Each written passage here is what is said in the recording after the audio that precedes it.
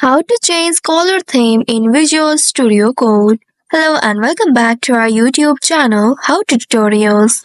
In today's video, I'm going to show you how you can change the color theme on Visual Studio Code.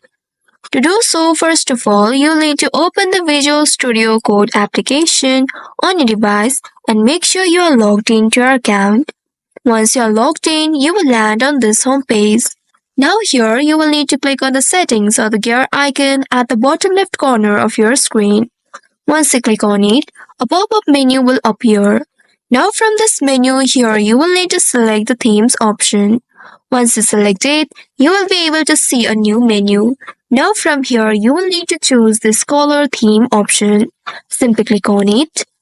After that, you will be presented with the themes that are available on this platform. From here, now you can choose one of these based on your preference. Simply click on the theme title and then the changes will take effect immediately. Now you can see you have successfully changed the color theme on your Visual Studio application.